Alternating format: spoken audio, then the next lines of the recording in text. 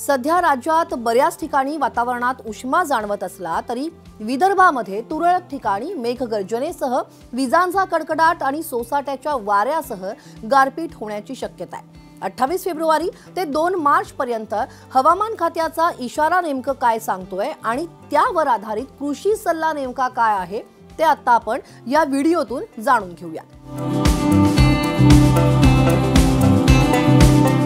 सगळ्यात आधी आपण विदर्भाच्या संदर्भात बोलूयात, कारण विदर्भातील अकोला, अमरावती, बुलढाणा, नागपूर या जिल्ह्यांमध्ये शेतकऱ्यांना सल्ला दिलेला आहे की काढणीला आलेल्या गहू, रब्बी, ज्वारी, हरभरा किंवा मग हळद, आलं, भाजीपाला या पिकांची किंवा मग फळबागेतील पक्व फळांची ही काढणी करावी लागेल आणि वादळी वाऱ्यामुळे जे होणारं नुकसान आहे ते नुकसान टाळण्यासाठी संत्र, लिंबू यांच्या ज्या बागा आहेत त्या बागांमध्ये हेल नेटचा वापर हा शेतकऱ्यांनी करायचा आहे। आता सगळ्यात आधी पाहूयात पश्चिम विदर्भातलं नेमकं हवामान काय सांगतंय। पश्चिम विदर्भामध्ये तुरळक ठिकाणी हलक्या स्वरूपाचा पाऊस अपेक्षित आहे, त्यामुळे काढणीला आलेला गहू, हरभरा, करडई आणि भाजीपाला पिकांची जी काढणी आहे ती योग्य वेळेत करून घ्यायची आणि योग्य ठिकाणी त्याची साठवणूक करायची आहे। गेल्या आठवड्यात ढगाळ वातावरण होतं, त्यामुळे आंबा, मोहरावरती तुडतुडे किंवा मग कोळी किडीचा प्रादुर्भाव होण्याची शक्यता आहे, त्यामुळे ती सुद्धा काळजी घ्यायची आहे। लिंबूवरती खैऱ्या रोग आणि कांदा पिकावरील पानावरती करपा रोगाचा प्रादुर्भाव हा होऊ शकतो, तेव्हा पावसाची उघडी पाहूनच स्वच्छ वातावरणामध्ये कृषी तज्ञांचा सल्ला घेऊन फवारणी करायची आहे। त्या भागामध्ये कृषी तज्ञांचा सल्ला हा घ्यायचा आहे। आता जाऊयात पूर्व विदर्भात। पूर्व विदर्भामध्ये 1 ते 27 मार्च पर्यंत तुरळक ठिकाणी हलक्या स्वरूपाचा पाऊस अपेक्षित आहे। 1 मार्च ते 2 मार्च, त्यामुळे गहू, जवस, हरभरा, मोहरा आणि भाजीपाला पिकं आहेत किंवा मग पक्व फळं आहेत त्यांची काढणी लवकरात लवकर करायची आहे। शेतीमालाची सुरक्षित ठिकाणी साठवणूक करायची आहे आणि उन्हाळी मुगाची पेरणी तुम्ही या काळामध्ये करू शकता, त्यासाठी उत्तम हवामान आहे। उन्हाळी तीळ जे आहेत किंवा मग भुईमुग पीक आहेत त्यासाठी सुद्धा उत्तम हवामान आहे आणि गेल्या आठवड्यात ढगाळ वातावरण होतं, त्यामुळे आंब्यावरती तुडतुडे आणि भुरी रोगाचा प्रादुर्भाव होऊ शकतोय, त्यामुळे तज्ञांचा सल्ला घ्यायचा आहे। आणि टरबूज आणि खरबूज पिकावरती जी पानं पोखणारी अळी आहे तिचा सुद्धा प्रादुर्भाव होऊ शकतो। त्या दरम्यान मोहरी पिकावरती मावा किडीचा प्रादुर्भाव होऊ शकतो, त्याच्या नियंत्रणासाठी फवारणी करणं गरजेचं आहे आणि यासाठी तज्ञांचा सल्ला घ्या। आता जाऊयात मराठवाड्यामध्ये। मराठवाड्यात 28 फेब्रुवारी ते 1 मार्च दरम्यान हलक्या स्वरूपाचा पाऊस अपेक्षित आहे आणि काढणीला आलेला जो गहू आहे किंवा ज्वारी आहे, हरभरा आहे, हळद आहे आणि भाजीपाला पिकं जी आहेत त्याची काढणी लवकरात लवकर करायची आहे। काही ठिकाणी कोरडं हवामान आहे, त्यामुळे उन्हाळी भुईमुग आहे किंवा मग उशिरा पेरणी केलेला गहू आहे, ज्वारी आहे आणि भाजीपाला आहे त्या पिकांना आवश्यकतेनुसार पाणी द्यायचं आहे। आता जाऊयात जालना जिल्ह्यामध्ये, कारण जालना जिल्ह्यात गेल्या आठवड्यात वादळी वाऱ्यासह पाऊस झालेला होता, गारपीट झाली होती। तिथल्या ज्या फळबागा आहेत त्या फळबागामध्ये रोगांचा प्रादुर्भाव होऊ नये म्हणून तज्ञांच्या सल्ल्यानं फवारणी करायची आहे। आता मध्य महाराष्ट्रात पुढील 3 दिवस म्हणजे 2 मार्च पर्यंत नाशिकमध्ये कोरडं हवामान राहण्याची शक्यता आहे।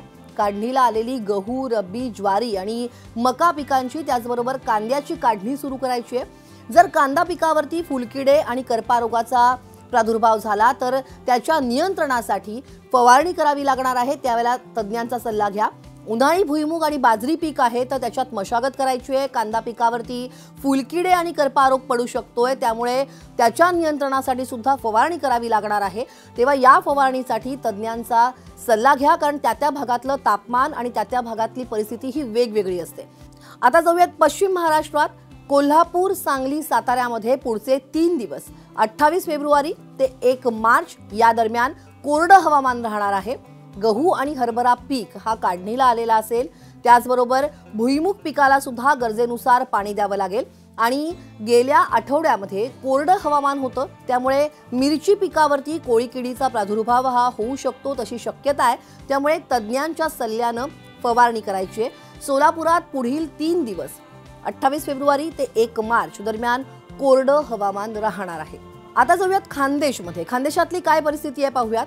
जळगाव जिल्ह्यात 28 फेब्रुवारी ते 1 मार्च दरम्यान काही ठिकाणी हलक्या स्वरूपाचा पाऊस अपेक्षित आहे, त्यामुळे रब्बी ज्वारी, गहू, करडई, हरभरा या पिकांची काढणी सुरू ठेवायची आहे आणि त्याचबरोबर योग्य ठिकाणी साठवणूक देखील करायची आहे।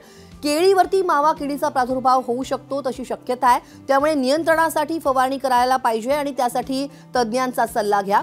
धुळे आणि नंदुरबारमध्ये पुढचे 3 दिवस 28 फेब्रुवारी ते 1 मार्च दरम्यान कोरडं हवामान राहणार आहे, त्यामुळे हरभरा, मका, करडई, रब्बी ज्वारी या पिकाची काढणी सुरू करायची आहे। त्याचबरोबर भुईमुगावरती फुलकिडे आणि मावा रोगाचा प्रादुर्भाव होऊ शकतो, त्याच्या नियंत्रणासाठी तिथल्या तज्ज्ञांचा तुम्ही जरूर सल्ला घ्या आणि त्यानुसार फवारणी करा। आता पाहूयात कोकण विभाग। पालघर, रायगड, रत्नागिरी, सिंधुदुर्ग या जिल्ह्यामध्ये 28 फेब्रुवारी ते 1 मार्च दरम्यान वातावरण हवामान हे कोरडं राहणार आहे। शेतकऱ्यांनी परिपक्व झालेल्या काजूची काढणी सुरू करायची आहे। हरभरा, चवळी, कडवा वाल याची काढणी असेल तर ती सुरू ठेवायची आहे। कलिंगडाची काढणी सुरू ठेवायची आहे। नव्यानं लागवड केलेल्या काजू आंब्याच्या बागांमध्ये सावलीसाठी शेड नेटचा वापर जरूर करायचा आहे। सध्याचं कोरडं हवामान लक्षात घेता आंब्यावरती फुलकिडीच्या प्रादुर्भावाचा ची शक्यता आहे। फुलकिडीच्या प्रादुर्भावासाठी आताचं वातावरण जे आहे ते अनुकूल आहे, त्यामुळे तज्ज्ञांच्या सल्ल्यानं फवारणी करायची आहे। तेव्हा ह्यानुसार कृषी व्यवस्थापन करा। तुमच्या भागातलं वातावरण आणि तुम्हाला शेतीत आलेले तुमचे जे अनुभव आहेत ते आम्हाला कमेंटमध्ये सांगायला विसरू नका आणि हा जो व्हिडिओ आहे तो जास्तीत जास्त शेअर करा।